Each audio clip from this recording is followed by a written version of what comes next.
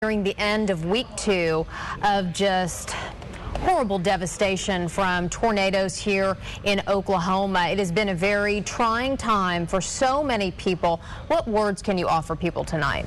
Well, it has been a very trying couple weeks for our state. We may be knocked down, but it's only temporary, and we'll be back up on our feet. And we have a lot of wonderful people that we saw come together last week to help their fellow neighbors. And one of the things I've been telling people, Oklahoma is a absolutely tremendous state, and if you're going to have something like this happen, you want to be in Oklahoma because our people are resilient, strong, and compassionate, and they'll do whatever it takes to help their fellow man. And that's when we see Oklahoma shine, is during tragedies like this. And it's encouraging to see how Oklahomans care for Oklahomans and how we just get busy and take care of whatever the issue might be. Governor Mary Fallin, thank you for taking the time to talk to us tonight. We appreciate the information. And, you heard her say Oklahomans taking care of each other, but you also heard her say in this particular day, they've had less calls for help. She's encouraged by that from what we had in Moore just a little more than a week ago. And, and that is good. That is good news in that. The bad news is we still had some loss of life tonight. Right. And she could not give us any confirmation on the number of people who may have been killed in this storm that blew through. We do know from OHP, they did tell us that a mother and child were killed as they were there along I-40 between Yukon and El Reno when the tornado came through. And also Union City Police, they have told one of our crews that someone else in a vehicle when a tornado came through was killed as well. But the governor's still just awaiting word on official confirmation of perhaps any more fatalities. We'll, of course, be in contact with her and emergency managers as well. You're looking live right now at just some of our crews that have been out assessing the damage and just looking at some of the flooding. You can see the water that's going down just a little bit right now. We've also asked you at home to send us your videos and your photographs, and we're going to go to that here. This is a local video you're about to see. This is a live look. Here goes this video right now. This is from the village, and the village floods. It seems like when we have lots of rain like this, and it looks like there are some emergency crews out there, perhaps a car that may be stuck in the high water. Again, the village, someone sent this in to local@koco.com. And now we want to go to a photograph of folks actually this is a video. This is the Cox Convention Center seeking shelter underground where all the automobiles are parked. Yeah, the underground parking there. We do know there was a Barons hockey game there tonight that went on, and they moved people there to the underground parking just underneath the Cox Convention Center. They were waiting out this storm as it moved through. You can only imagine what they were going through, how they were feeling when this massive storm was moving through Oklahoma City.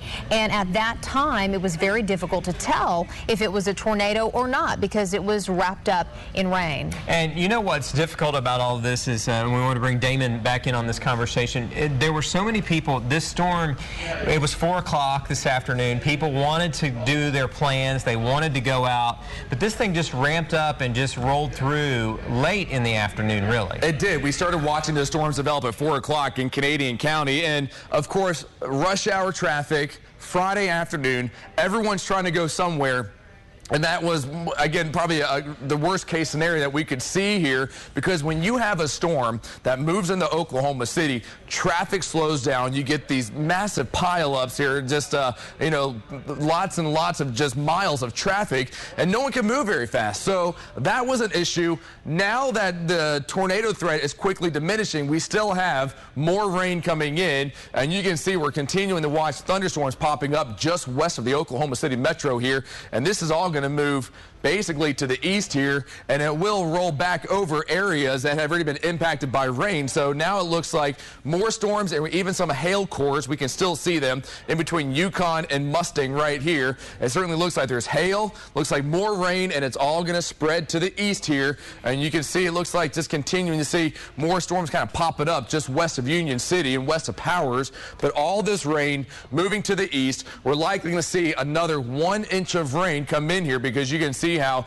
it's very slowly moving to the east here. So downtown Oklahoma City, Yukon, Bethany, Mustang, Wheatland there, more rain coming in. And while the tornado risk is really coming down, and more than likely, I believe the Weather Service is working on removing some counties from the tornado watch here, we still have heavy storms moving in, and we're still likely going to see more flooding becoming an issue here. So right along I-240, I-40, right around the airport, you can see lots of heavy rain. All this is going to move right over.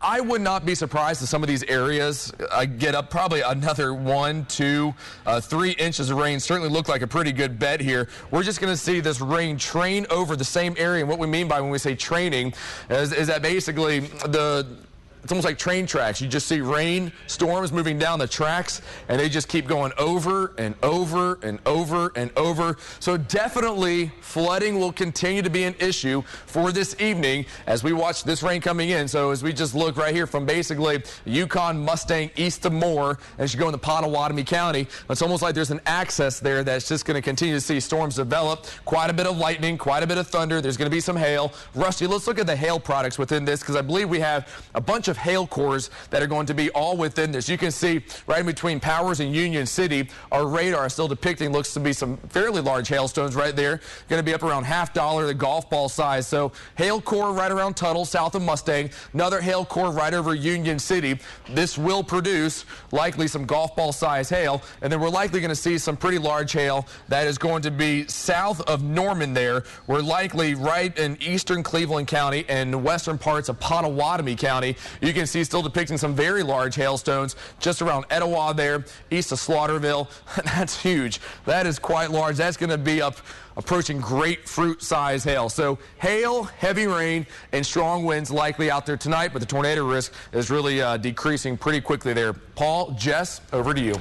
Okay, Damon, thank you. We want to go to one of our crews who is witnessing this flooding firsthand. KOCO's Kim Passoff joins us now along I-44. And Kim, tell us exactly where you are and what you're seeing. Well, Jessica, right now we are on I-44. We're looking at the westbound lanes of traffic right before the Broadway extension. Obviously, a major interchange for the city, and there is just a lake on the westbound side of the freeway. Traffic is almost at a standstill while people slowly try to go through that water. It does look like they have part of the highway shut down. We've seen just a few cars going on the eastbound lanes. That's closed off before the Broadway extension here on I-44. So again, eastbound lanes, it looks like it's closed off completely at this point. And westbound lanes, we can see it looks like a lake right before you take I-44 onto the Broadway extension if you're going eastbound. Again, traffic at a crawl, and this is certainly a traffic nightmare. Lots of police in the area. It does look like they're trying to shut down this road, but obviously a lot of traffic going through here. If people can stay home right now, that's the best idea to do, because even though the major hail and rain has passed this particular area, obviously the cleanup is still underway, and law enforcement needs to be able to access these roads the best they can, but there are a lot of people out on the roads right now. Paul, Jessica? And Kim, we're looking at a live picture from I-44 and the Broadway extension, and we can see traffic is just backed up, slow going in that area. We know that you've been across Oklahoma City metro area. How have roads been in other spots on your drive to get to I-44 and Broadway extension? Well, we've actually been all over central Oklahoma today. We started up in Stillwater, where the roads were flooded up there as well. Tons of water coming down. It felt like it was a hurricane with the winds and the rain, so much water just being dumped on the highways. Getting back here, we took the Turner Turnpike, which actually wasn't too bad, but coming back into the metro, you can definitely see that there is a good amount of water dumped onto the roadways, and traffic, like I said, on I-44 headed westbound right before the Broadway extension is at a crawl at this point, because it looks like there's a lake in the middle of the highway. And Kim, let me ask you, in all your travels today, did you happen to see any damaged areas? Lots of tree branches down in the northern parts in Payne County, Logan County, because the winds were so strong. Obviously, there was a couple storms that were tornado warned, but never anything that developed up there. But definitely, it was still a significant event, even though there was so much going down here in Oklahoma City, because those winds they felt like hurricane force winds that were just, even though there were straight line winds going through town, lots of tree branches down and debris in the roadway as we traveled through.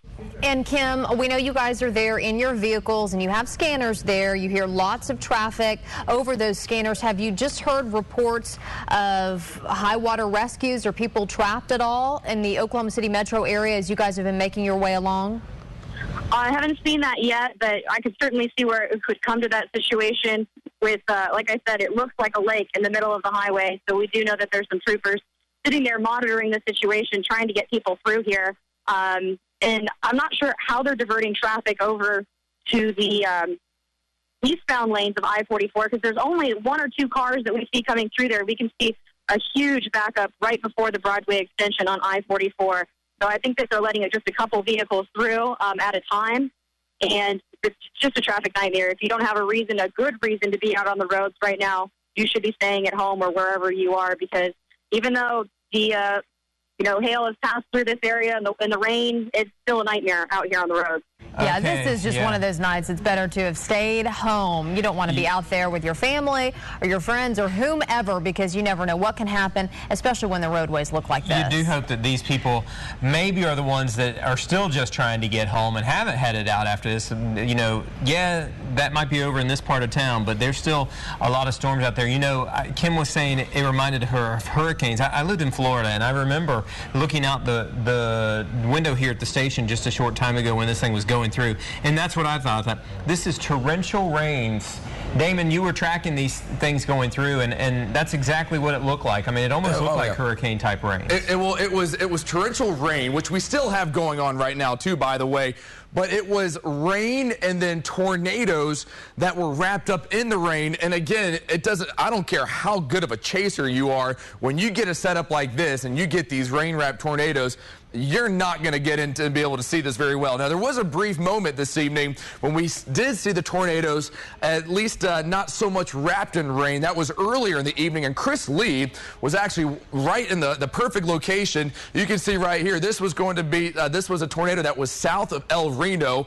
This is what it looked like before it started getting wrapped up in rain, but you can see it's kind of spitting right there in the distance. But again, that didn't last long before the rain wrapped around within this, but still, again, that was Chris Lee's shot, and look how close he is. I mean, even from my vantage point, even that looks pretty too close for comfort, but look how big that quickly picked up there. This was what prompted the tornado emergency for Oklahoma City as we were watching these storms move to the east. So again, that was certainly a very large tornado. It was in the stages of likely getting even larger before the rain wrapped around it, but nonetheless, that pretty much lifted as it moved into Oklahoma County.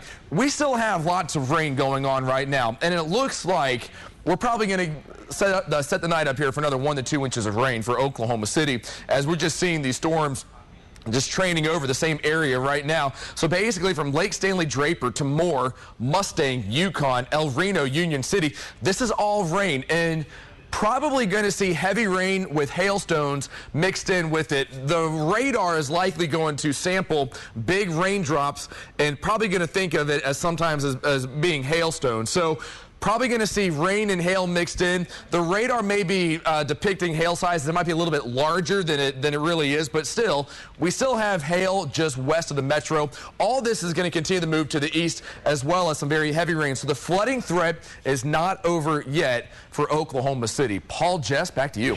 Okay, Damon, thank you. Let's go to some of our crews now. Morgan Chesky, last time we checked in with him, he was driving there along I-40 between Yukon and El Reno. And Morgan, we know that the El Reno area has some structural damage to some homes. What are you seeing there? Paul, Jeff, let me tell you, now that it's nightfall, it's making it really difficult to try to get a hold on just how much damage is in this area. We're running into the same obstacle that a lot of the folks who live around here are, and that's that you're in a rural area, you're driving on the roads, and what we're running into is a lot of downed power lines. And because the rain is picking back up here, we have a lot of folks that are traveling down roads trying to get to either friends or family to check on the condition of how folks came out of the storm here. And we're having people turn around on very narrow roads that are covered with 6 to 8 inches of water when they reach these power lines that are down in a lot of places, in at least 3 instances in just the past half hour across these roads. We're on Jensen Road right now. That's about a half mile, 3/4 of a mile south of I-40. and this is what we're seeing here. And we have emergency vehicles that are trying to make the most of the situation by navigating through this water. And I haven't even really had a chance to talk to a lot of the first responders here just because they've been sirens blaring going from point A to point B, and everyone else is trying to kind of just make their way through these water-covered roads and, in the meantime, dodge these electrical wires that are down in several places that we've noticed already. Morgan, as you go through there, I know you're talking about things on the roadway, but as you look around to the sides, and I know it's kind of dark, but can you tell, if anything, if there are any houses that have been flattened or anything like that? Sure. You know, this situation kind of takes me back to Kearney when we were there. It's a rural area. We have noticed some isolated damage, but because it's not really densely populated, I haven't really seen any homes in particular that have been damaged. I have seen some barns. I have seen those silos that I mentioned earlier. Obviously, there's been some wind damage, just some debris thrown across the roadway, some fences down, the power lines down, things of that nature. But other than hearsay, nothing confirmed right now as far as home damage, at least in the neighborhoods that we've been driving around here, south of El Reno. Particularly where we are right now off of Jensen Road. We are seeing damage. It's spread out in kind of an isolated nature here. And so that's what we're seeing right now. Again, I can tell you that the timing that this storm had when it hit is making it incredibly difficult to get a handle on just what it left behind, because unlike areas in Moore that were kind of easily accessible, it's somewhat compared to this, we're in a very rural setting. It's pitch black. You can see about as far as your headlights reach in front of you, and that's it. There's no street lights, there's no road lights, and so a little bit of confusion here as we kind of navigate through debris on some of the roads. You see the emergency vehicles that are driving around, obviously with a clear-cut mission, still trying to get a handle on what that mission is right now. I know that whenever we were coming out of El Reno, we're already seeing signs of other areas that are coming to help. We had the Weatherford Fire Department that was in what looked to be a staging area right off the side of the road. They had about a dozen vehicles there, and they just looked to be waiting to be delegated somewhere in this area in hopes of being able to help out over the night. Right now, I know in the metro you guys have had a drainage, a flooding problem, and if the rain keeps coming down here, we may see that as well. The water, fortunately, has been able to go off some of the roads, but once you get off the main thoroughfares here, we have had some serious water-covered roads. I would say close to a foot. And if it's already like that now, it's only going to get worse as the night goes on. Paul, Jess? Okay, Morgan, yeah, it is going to get worse. Morgan is down around the El Reno area, and our crews are spread out all over the place. We've got Michael Seiden joining us now. And, Michael, tell us exactly where you are. Paul, we are in front of the intersection of 10 and Southwest 22nd. This entire intersection right now is flooded. It honestly looks like a river is running through here. There are cars submerged in water. In fact, some people have just abandoned their vehicles. They have the hazard lights on, but there's not a driver in them because it is just a mess out here. And right now we're actually watching an ambulance. First responders are trying to get through here right now, but there is so much traffic. And like I mentioned before, people have just abandoned their trucks and their cars.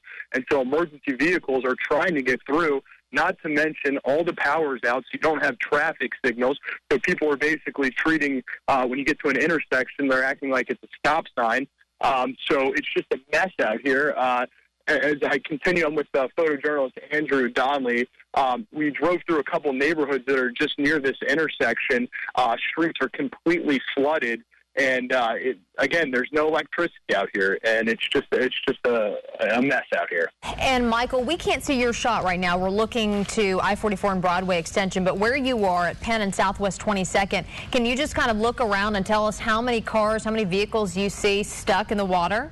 Oh, yeah, there's at least a dozen that are stranded right now. And as far as if there are drivers actually still in them, I can't see because it's pretty dark out here. But I would say out of the dozen that are stranded, I've counted at least 3 or 4 that have been abandoned. And you guys mentioned 44. Andrew and I were trying to get down to the southwest side, and we were up on the northwest side looking at the interstate, it's just bumper-to-bumper traffic, flooding all over the city.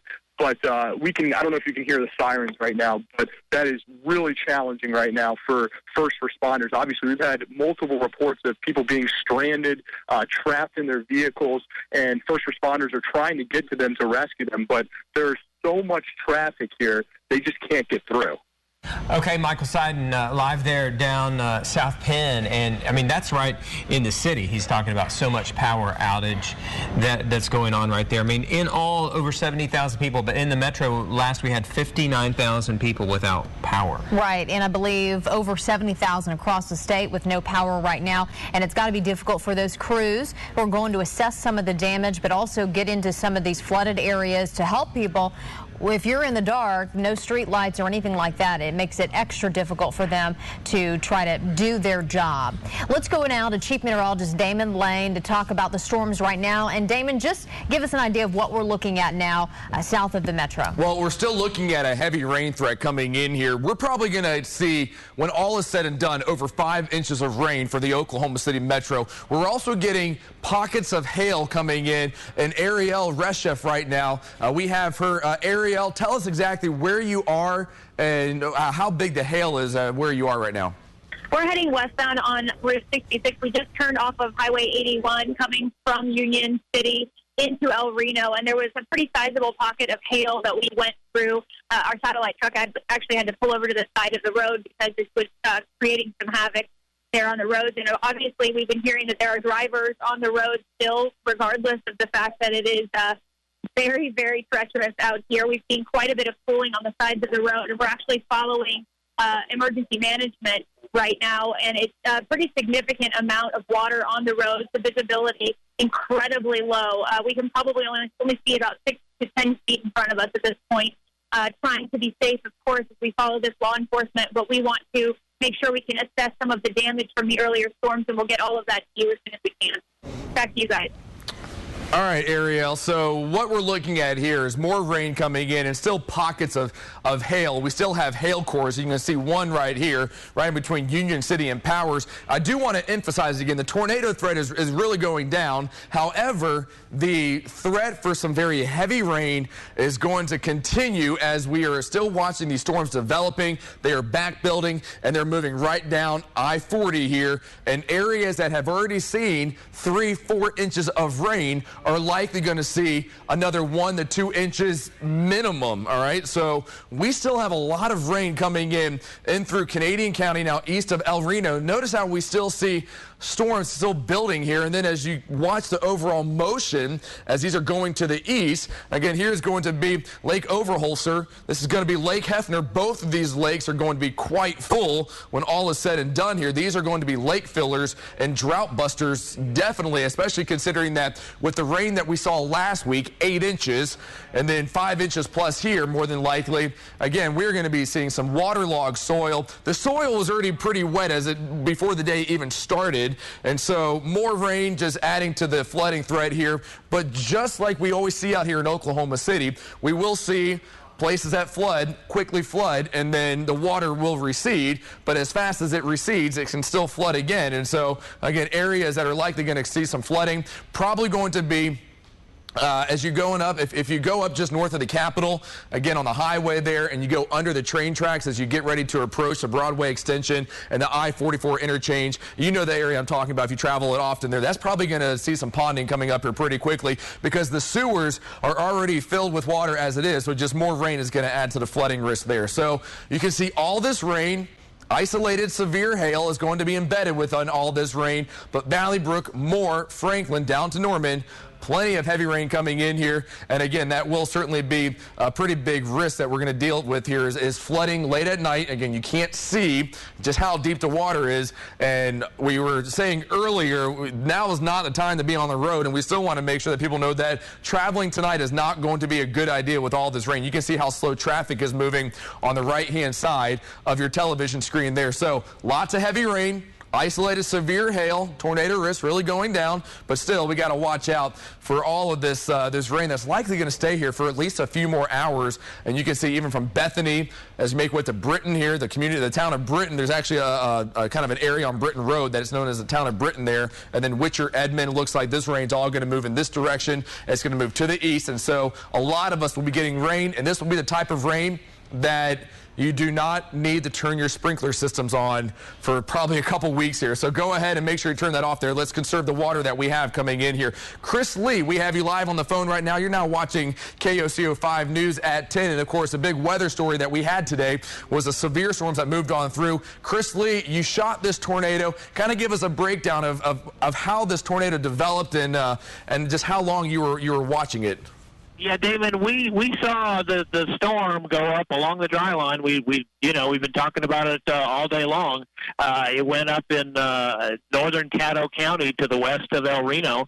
We took the road that goes from the airport south of and west of El Reno, and took that out as far as it'll go to the river. And we watched the storm kind of tracked back with it, watching the rotation, and it put down the tornado. As you can see, multiple vortex, two tornadoes down, kind of twisting around the main circulation until they formed a much larger tornado.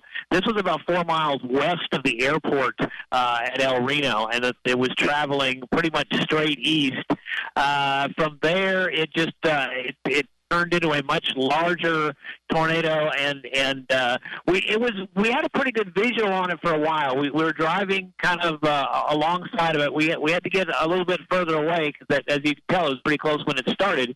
But we paralleled it just a mile or so away, and after a while, probably about the time it got to the airport, it started to draw a lot of rain around it, and the whole circulation wrapped up in rain. And I'm never sure whether it had a tornado like what we saw there for that first 4 or 5 miles.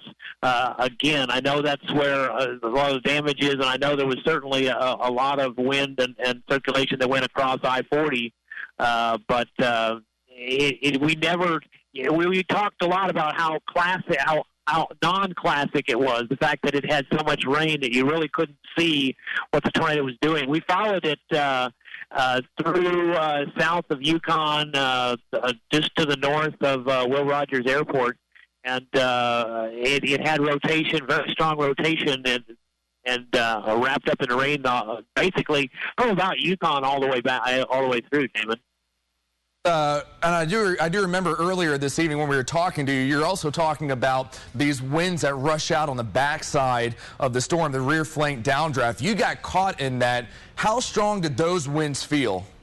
We got winds, I'm estimating, and I can guess winds, 50, 60 miles an hour. This was much stronger than that. This was, I hope it doesn't lift the car off the road kind of winds. I'm guessing we had winds at least 80, maybe 100 miles an hour. The power lines were bowing, and it was a very unpleasant place to be. This is right after that tornado formed, because that whole area kind of got in there.